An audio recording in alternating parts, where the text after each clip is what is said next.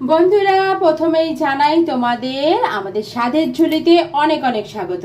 আজকে তোমাদের করে দেখাবো একদম রাস্তার ধারে যে কচুরির দোকানগুলো থাকে তাতে যে আলুর তরকারিটা দেয় টেস্টি, সেটাই করে দেখাবো বাড়িতে তোমরা কিভাবে করবে। তাহলে তার জন্য নিয়ে নিয়েছি এখানে আমি গোটা গোটা আলু, 5-6টা মতো আলু নিয়ে নিয়েছি। যার যেরকম প্রয়োজন সে সেরকম নেবে। আর আলুগুলোকে আমি খোসা সমেতই প্রেসার কুকারে সিটি মেরে নেবো। তোমরা গোটাও রাখতে পারো, কেটেও নিতে পারো, তবে গোটা রাখলে জলটা কম ঢোকে, আলুর টেস্টটা খুব ভালো থাকে, তার জন্য আমি গোটা গোটাই রাখবো। তাহলে চলো বাকি জোগাড়টা করে নিই।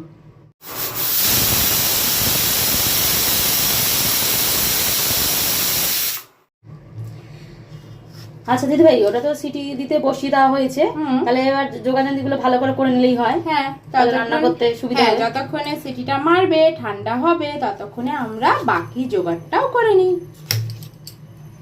অলরেডি কিছু কিছু করা হয়ে গেছে। হ্যাঁ, তোমাদের ভালো করে বলে দিচ্ছি যে কি কি নিয়েছি আমরা।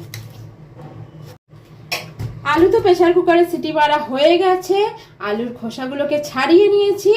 এবার এই অবস্থায় এখন রেখে দেবো। বাকি এই রান্নাটার জন্য কি কি লাগবে সেগুলো তোমাদের দেখিয়ে নিই। বন্ধুরা দেখো, আমার এখানে জোগাড় হয়ে গেছে। এবার তোমাদের দেখিয়ে দিই কি কি নিয়েছি।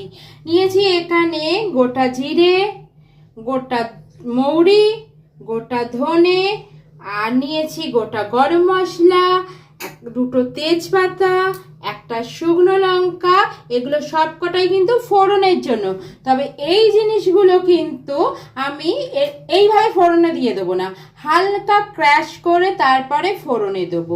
মানে একটু মিক্সিতে গুঁড়িয়ে নেবো, এই কাঁচা অবস্থায় ভাজবো না, কাঁচা অবস্থায় গুঁড়িয়ে নেবো, তারপরে ফোড়নে দেবো। তোমাদের পুরোটাই করে দেখাচ্ছি প্রসেসটা, তাহলে ভালো বুঝতে পারবে। আছে এখানে চেরা কাঁচা লঙ্কা, টুকরো করে কেটে রাখা টমেটো, আদা বাটা। এখানে আছে আরো কিছুটা গোটা ধনে। এই গোটা ধনেটা কিন্তু মিহিভাবে গুঁড়ো করে নেবো আমি। এটা কিন্তু ফোড়নের জন্য না, এটা তরকারিটায় দেওয়ার জন্য। সঙ্গে আছে হিং আর আছে গোলমরিচ। চলো পুরো রান্নাটা তোমাদের স্টেপ বাই স্টেপ করে দেখাই।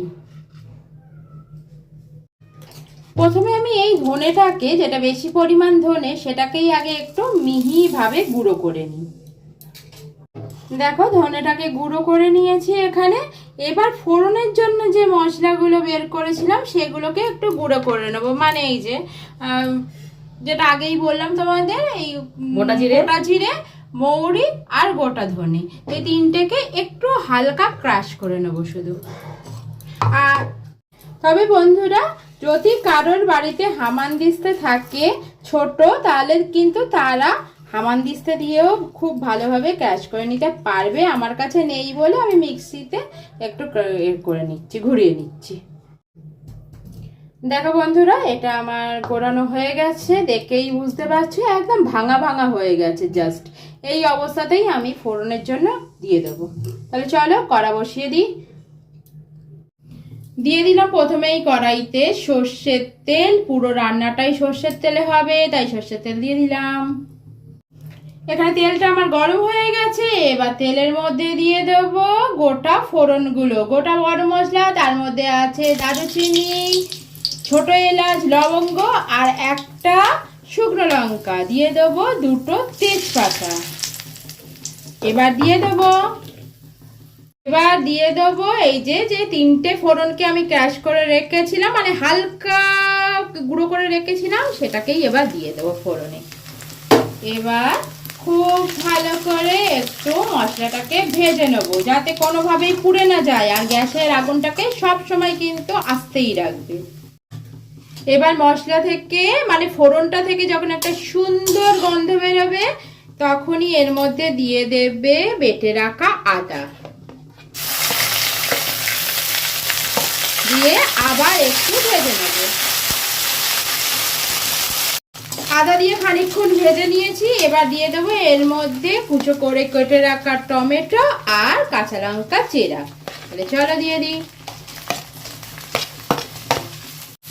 এবার দিয়ে দেবো সামান্য নুন, যাতে টমেটোগুলোকে ভালো করে ভেজে নিতে পারি, টমেটোগুলো যাতে ভালোভাবে গলে যায় তার জন্য। এবার এর মধ্যে মেশাবো কিছু গুঁড়ো মশলা, দিয়ে দেবো হলুদ গুঁড়ো পরিমাণ মতো, আর দিয়ে দেবো যে গুঁড়ো করে রেখেছিলাম ধনেটা, সেই গুঁড়ো ধনেটা। তোমরা চাইলে এখানে কিন্তু কাশ্মীরি লঙ্কা গুঁড়ো ব্যবহার করতে পারো ঝাল রঙের জন্য, বা ঝালের জন্য কিন্তু ব্যবহার করতে পারো লাল লঙ্কার গুঁড়ো, তবে আমি যেহেতু ব্যবহার করি না খুব একটা, তাই করলাম না। এবার দিয়ে দেবো সামান্য জল, যাতে মশলাটা না পুড়ে যায়, তার জন্য সামান্য জল দিয়ে দিলাম। এবার খুব ভালোভাবে কষিয়ে নেব মশলাটা। এই সময় একটা ঢাকনা চাপা দিয়ে দেবো, তাতে টমেটোটা মশলাটা খুব ভালোভাবে তৈরি হয়ে যাবে। আর এই সময় করে নেব আমি আলুটা কিভাবে মানে দেবো তরকারিতে, সেটাই দেখিয়ে নেব। এবার চলো বন্ধুরা, আলুটা কিভাবে রেডি করছি সেটা তোমাদের দেখিয়ে দিই। আলুটাকে আমি এরকমভাবে ভেঙে নেব হাত দিয়ে। কখনোই কিন্তু একদম আলু সেদ্ধ মাখার মতো ম্যাশ করে নেবো না। আমি তো ভাবলাম তুমি আলু সেদ্ধই মাখবে, আলুগুলো কেন ভেঙে নিচ্ছ? না, আলু সেদ্ধের মতো মাখবো না, তবে আলুটা এরকম হাতের সাহায্যে ভেঙে নেব। ঠিক আছে, তাহলে বন্ধুরা বুঝতে পারলে, আমি কিন্তু ভেবেইছিলাম আলু ভাতে মেখে ফেলবে, কিন্তু না, এগুলোকে একটু গোটা গোটা রেখেই জাস্ট একটু ভেঙে নাও। জাস্ট একটু ভেঙে নিতে হবে। আলুটাকে আমার পুরো রেডি করা হয়ে গেছে, দেখেই বুঝতে পারছো আলুটাকে জাস্ট ভেঙে নিয়েছি। আলুটা এবার মশলাটার কি অবস্থা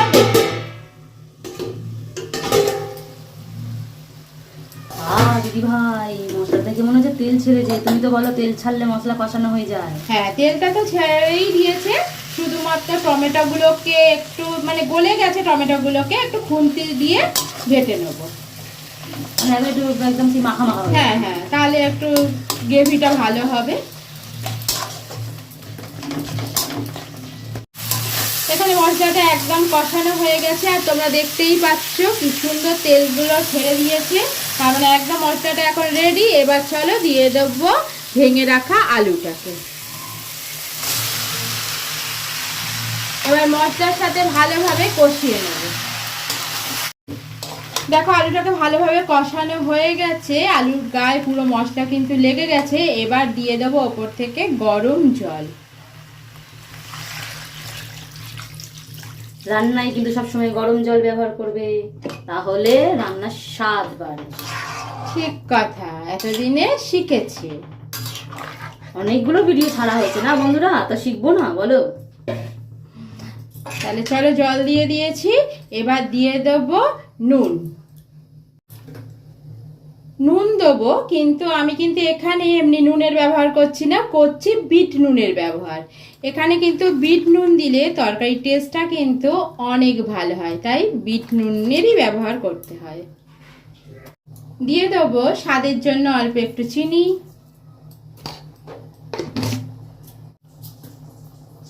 আর দিয়ে দেবো গোলমরিচের গুঁড়ো। এবার ভালোভাবে তরকারির সঙ্গে মিশিয়ে নেব নুন, চিনি, গোলমরিচ। তবে গোলমরিচ যে যেরকম ঝাল খেতে পছন্দ করো সেই অনুযায়ী গোলমরিচের ব্যবহার করো। এবার ওই 2 থেকে 3 মিনিটের মতো একটা ঢাকনা চাপা দিয়ে দেবো, তবে তরকারিটা বেশিক্ষণ লাগবে না, যেহেতু আলুটা সেদ্ধই ছিল।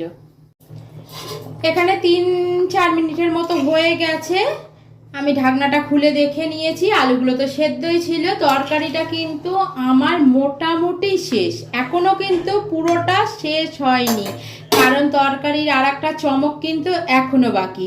তবে কড়া থেকে আমি তরকারিটা একটা পাত্রের মধ্যে ট্রান্সফার করে নেব। এখনো চমক? আমি তো ভাবলাম রেডি হয়ে গেছে। না না, সেটাই হচ্ছে আসল চমক, তরকারিটার আসল স্বাদের জন্য। ঠিক আছে, চলো বন্ধুরা দেখি কি চমক আছে। এবার বন্ধুরা চমকটা হচ্ছে আর একটা ফোড়ন দেওয়া বাকি আছে, বা তড়কা লাগানো বাকি আছে। এখানে তড়কাটা লাগাবার জন্য আমি নিয়ে নিলাম আবার সর্ষের তেল। তেলটা গরম হয়ে গেছে, এবার গরম তেলের মধ্যে দিয়ে দেব হিং। ও, সেই সময় তো হিংটা দেখিয়েছিলে, দেওয়া হয়নি তো? না, হিংটা সবাই শেষে দিয়ে তড়কাটা লাগাবো। এবার দিয়ে দেব কিছুটা আদা।